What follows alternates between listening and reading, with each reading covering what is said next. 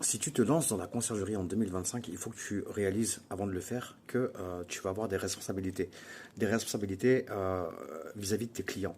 Alors, tu vas avoir des clients qui sont des propriétaires, des clients grâce à qui tu vas travailler grâce à leur logement. Tu auras aussi des clients voyageurs, quelque part, puisque ce sont indirectement tes clients. C'est toi qui vas gérer ces clients pour tes clients propriétaires, donc indirectement, ce sont tes clients.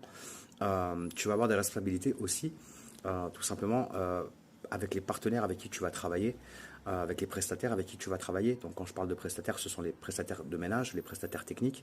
Et quand je parle de partenaires, ça va être voilà, des partenariats que tu vas mettre en place avec des agences immobilières, par exemple. Il y a plein de possibilités de partenariats que tu peux mettre en place.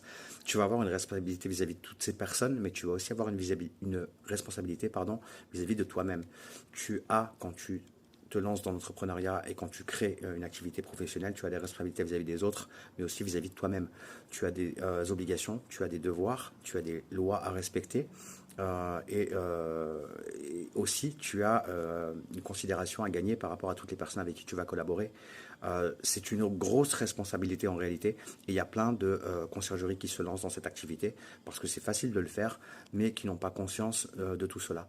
Et je pense que c'est primordial de vous alerter sur ça. Ça peut éviter beaucoup de problèmes, aussi bien pour vous que pour vos clients, que pour vos partenaires, que pour vos prestataires, parce que j'entends assez régulièrement des histoires assez rocambolesques, parce que justement, trop de conciergeries ne prennent pas ça en considération, et c'est dommage parce que c'est aussi décrédibiliser tout simplement le métier de la conciergerie. Il y a quand même des gens qui font bien leur boulot, mais malheureusement, il y a beaucoup plus de conciergeries qui ne font pas bien leur boulot.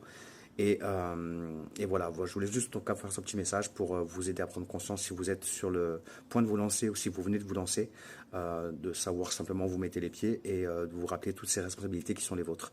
Je vous dis bonne soirée et à bientôt.